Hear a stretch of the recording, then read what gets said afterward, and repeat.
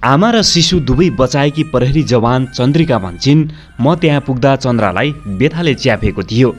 मैले त्यस्तो दृश्य जीवनमा कहिले देखेको थिइनँ। स्थानीयले सघाउनुको सट्टा रमिता हेरेर बसेका थिए। मंगलबार बिहान कैलाली गोदावरी नगरपालिका 1 चैतन्यपुर स्थित एक स्थानीयको आँगनमा ठूलो भिड लाग्यो। 24 वर्षीय चन्द्रा आचार्य प्रसव पीडाले आँगनमा छटपटाइरहेकी थिइन्, तर त्यहाँ आपतमा सघाउनु भन्दा राम रमिता हेर्नमै ध्याउन्न थियो अधिकांशको। बेसहारा चन्द्रालाई आपतकालीन उद्धारमा लैजानु कता हो कता उल्टै फोटो भिडियो बनाउन तल्लीन देखिए गाउँका जान्ने सुन्नेहरू। कोही भनिरहेका थिए छुदा रोग लाग्छ, कोही उनलाई मानसिक रोगी मान्दै प्रसव पीडालाई अनर्थको रमाइलो बुझिरहेका थिए।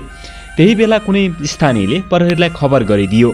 मार्ती शिशु कार्यकर्ता वा जानी फिकारहरूले हेर्नुपर्ने महिलाको प्राकृतिक विशेष अवस्था गोदावरीमा प्रहरीको सुरक्षाको विषय बनिरहेको थियो। खैरना प्रहरी थानामा फोनको घण्टी गएको केही बेरमै प्रहरी जवान चन्दिका देउवा घटनास्थल पुगिन्। उनको साथमा प्रहरीका अर्का हवलदार पनि थिए। त्यहाँ पुग्दा महिलालाई प्रसव पीडाले च्यापेको थियो। चन्द्रिकाले अघिल्लो दिनको घटना सम्झिँदै भनिन्, मैले त्यस्तो दृश्य जीवनमा कहिले देखेको थिइनँ। स्थानीयले सघाउनुको सट्टा रमिता हेरेर बसेका थिए।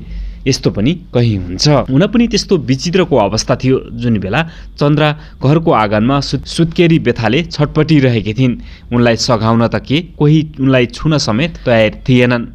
अझ कोही त व्रत जान्ने भएर HIV हेपाटाइटिस जस्ता रोग लाग्ला भनेर पन्छिँदै थिए। चन्द्रिकाले आफू पुग्ने बित्तिकै यही नाजुक परिस्थितिको आकलन गरिरहेकी थिइन्। तत्काल सहयोग नगर्दा आमा र बच्चा दुवैको ज्यान जोखिम जान सक्थ्यो। ठिक त्यही क्षणमा उनले साहसी निर्णय लिइन्। महिला एकदमै पीडामा थिइन्। बच्चा निस्किने बेला भएको थियो र कसैले हात लगाएनन्। चन्द्रिकाले भनिन्। आफैमा शङ्का र भय हुँदाहुँदै पनि चन्द्रिका अघि बढिन्। स्थानीयले छिछि गरिरहेको बेला उनलाई लाग्यो, म एक महिला हुँ, यो मेरो कर्तव्य हो। चन्द्रिका त्यहाँ बिहान 9:30 बजे पुगेकी थिइन्। उनलाई के हुने हो, कस्तो हुने हो भन्ने डर लागिरहेको थियो, तर आमा र बच्चाको जीवन बचाउनु नै उनले कर्तव्य ठानिन्। बेहोस अवस्थामा रहेकी चन्द्राले झन्डै 1 घण्टाको कष्टपछि छोरालाई जन्म दिइन्। प्रहरी जवान चन्द्रिकाले महिलालाई छोराको अनुहार देखाइदिन् र आफ्नो अङ्गालोमा सुरक्षित राखिन्। उनले बच्चाको नाल काठको लट्ठी र पत्तीको प्रयोग गरिन्। तर अर्को समस्या थियो, नवजात शिशुकी अर्धनङ्ग आमालाई कसरी लाज ढाकिदिने। चन्द्रिकालाई भिडको तरिका मन परेको थिएन, तर उनले तिनलाई गाली वा आक्रोश बर्साउन होइन, उल्टै अनुरोध गर्न थालिन्। शरीर ढाक्ने पुरानो कपडा भए पनि दिनुहोस्, तपाईहरूलाई धर्म हुन्छ।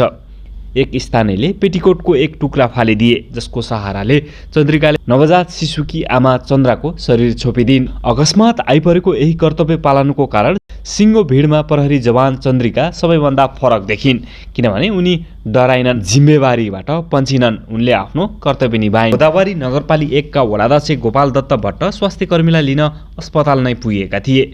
अत्तरिया स्थित पद्मा अस्पताल प्रमुख डाक्टर गणेश फुलारा चिकित्सकीय टोली र एम्बुलेन्स लिएर घटनास्थलमा पुग्दा चन्द्रिकाले आमा र बच्चालाई खतरामुक्त राखिसकेकी थिइन्। घटनास्थल पुग्दा डाक्टर फुलारा र उनको टोलीले देखेको दृश्य मानवताका लागि मन कुड्याउने क्षण थियो। डाक्टर फुलारा नेतृत्वको टोली आइपुग्दा पनि दृश्य अझै उस्तै थियो। फोटो र भिडियो खिच्नेको लाइन भिडमा देखिन्थ्यो। हामी आउँदा पनि मानिस उत्सुकतावश भिडियो खिचिरहेका थिए। त्यहाँको अवस्था हेरिन सक्नु थियो। डाक्टर फुलारा भन्छन्, गाउँले रमिता हेरेर बसेका थिए, कसैले नजिक गएर छोएका थिएनन्, मानौ उनी मानिस नै होइनन्। त्यसपछि चिकित्सकीय टोली तुरुन्तै आमा र बच्चा एम्बुलेन्समा राखेर अस्पताल लग्यो, तर साल निस्केको थिएन। चिकित्साले थप उपचार गरेर समस्या समाधान गरे। आखिर धेरैले बेवारिसे भनेर चिनाएकी चन्द्रा मानसिक असन्तुलन भएकी महिला थिइनन्।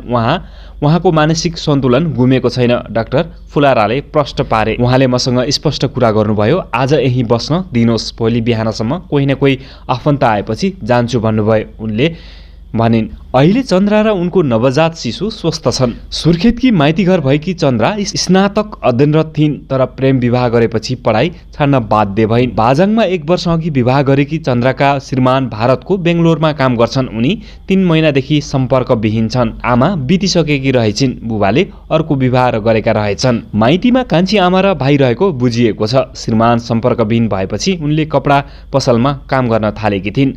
अहिले चन्द्रा र उनको नवजात शिशु सेफ हाउसमा छन्।